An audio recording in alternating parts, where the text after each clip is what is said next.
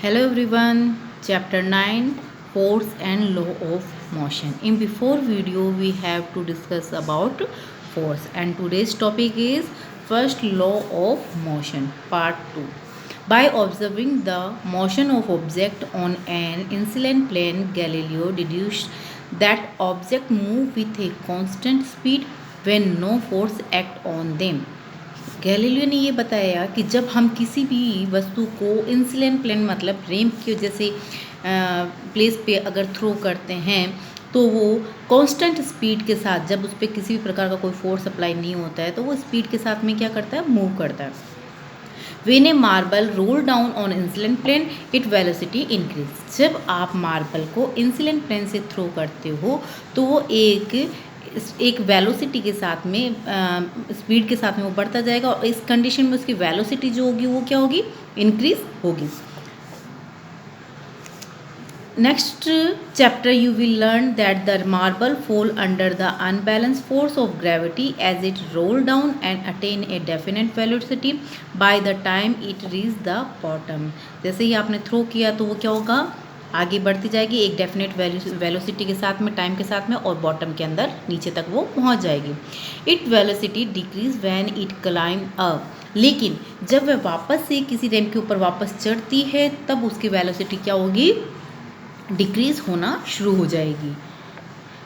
Show marble resting on a ideal frictionless plane incident on the both side. Galileo argued that when the marble is released from left it would roll down the slope and go up on the opposite side to the same height from which it was released. Galileo ने ये कहा कि जब आप marble को left side से throw करते हैं तो जितनी हाइट से उसे थ्रो करते हैं वो राइट साइड में उतनी ही हाइट को क्या करने की कोशिश करता है, क्लाइंब करने की कोशिश करता है. ठीक है. If the insulation of the plane of both sides are equal then the marble will climb the same distance that is covered while rolling down. अगर रखा गया इंसुलेशन रैंप का जो एंगल है, अगर एंगल जो है इक्वल एंगल रखा जाता है, अगर इस तरह से ये इक्वल एंगल रखा गया यहाँ से और यहाँ से जो स्लॉप जो है ढलान वो इक्वल रखा जाता है तो आप जितना थ्रो करते हो, जितनी हाइट से थ्रो करते हो वो सेम इक्वल हाइट गेन करने की कोशिश करता है. If the angle of insulation of the right side plane were gradually decrease then the marble would travel further distance till reaches the original height. अगर आपने राइट साइड पर इसका जो एंगल है, इंसुलेंट एंगल जो है, अगर आपने क्या कर दिया, डिक्रीज कर दिया, कम कर दिया, तो कम करने की जैसी कंडीशन में जैसे ये इक्वल था तो इतनी ही डालने पर क्या हुआ, इतनी ही हाइट वो गेन कर रहा है. बट अगर इस साइड राइट साइड यानी लेफ्ट इधर हो गया और राइट साइड में अगर आपने इंसुलेंस जो एंगल है वो कम किया तो कम करने पर इस तरह से ये वाला इतना कम करने पर तो इससे जो ढलान करने पर जो क्लाइंब करने वाली कंडीशन है वो क्लाइंब करने वाली कंडीशन क्या होगी, उससे थोड़ी सी डिस्टेंस वो से और ज़्यादा चलना होगा. अगर सेम इंसुलेशन है तो इक्वल हाइट पर पहुंचेगा, अगर आपने एंगल कम कर दिया है तो वो क्या करेगा, थोड़ा डिस्टेंस और उसे कवर करना पड़ेगा. Right side the marble travel further decrease the reaches original. If the right side plane were ultimately made horizontal, the marble would continue to travel forever trying to reach the same height that is was released from. अगर आपने right side के अंदर रखा गया इंसुलेन जो angle वो zero कर दिया अगर आपने, तो जीरो करने की कंडीशन में क्या होगा, जीरो करने की कंडीशन में ये होगा कि जितनी हाइट से वो थ्रो करा गया है उतनी ही हाइट कवर करने के लिए जो मार्बल है वो आगे तक क्या करना चाहेगा, मूव करता रहेगा. The unbalance force on the marble in this case are zero. इस कंडीशन में जो लगाया गया अनबैलेंस फोर्स जो होगा वो क्या होगा, जीरो होगा. It thus suggest that unbalance force is required to change the motion of the marble but no net force is needed to sustain the uniform motion of the marble. जब ये uniform motion के अंदर एकदम सीधा straight चला जा रहा है तो उस कंडीशन में किसी नेट फोर्स की आवश्यकता नहीं होती, लेकिन अगर इसे रोकना है मार्बल को तो रोकने के लिए इसके ऊपर एक अनबैलेंस फोर्स लगाना होगा. In practical situation, it is difficult to achieve a zero unbalanced force. This is because of the presence of the friction force acting opposite to the direction of motion. अगर practical situation में देखा जाए तो zero unbalance force जो है achieve करना मुश्किल है, लेकिन अगर आप किसी भी वस्तु को रोकना है, ऑब्जेक्ट को रोकना है, तो उसकी क्या लगाना आवश्यक हो गया, उसके अपोजिट साइड एक फोर्स लगाना ज़रूरी है। In the practice of the marble stop after traveling some distance, the effect of the frictional force may be minimized by using a smooth marble and smooth plane by the providing a lubricant on the top of the plane. Frictional force जो होता है, अगर आपने choose किया जो surface है वो smooth marble ही रहा और स्मूथ ही सरफेस अगर रही, तो फ्रिक्शनल फोर्स जो होगा वो कैसा वर्क करेगा, वो मिनिमाइज कम वर्क करेगा। अगर रफ सरफेस आपने यूज़ किया है तो फ्रिक्शन फोर्स उसका जो स्पीड है उसको क्या कर देगा, वो मिनिमाइज कर देगा। Newton further study the Galileo idea force and motion and presented 3 fundamental law of the grown motion of the object. These are 3 law of known as a Newton of law. The first law of the motion is started.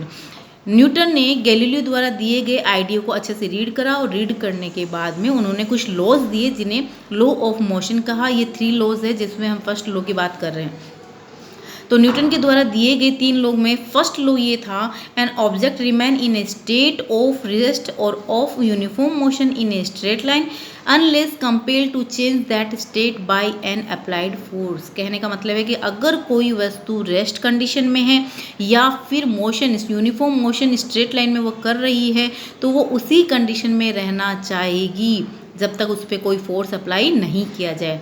In other words में हम ये कह सकते हैं कि all object resist A change in their state of motion, यानी सभी वस्तुएं जो होती है उसके स्टेट ऑफ मोशन में या उसके रेस्ट में होने वाले चेंज का क्या करती है, अवरोध करती है, उसे रोकने की कोशिश करती है। In equalities with the tendency of the undisturbed object to stay at rest or keep moving with the same velocity is called इंटीरिया। इसी फर्स्ट लॉ को हमने इंटीरिया लॉ भी कहा गया। इंटीरिया का मीन्स क्या होता है, inertia.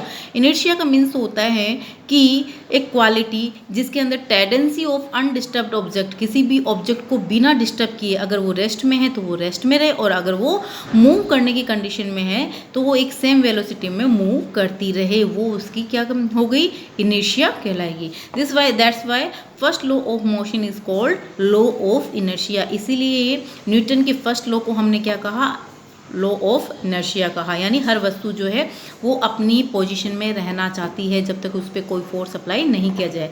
Certain experience that we come across while traveling a motor car can be explained the basic of the law of inertia.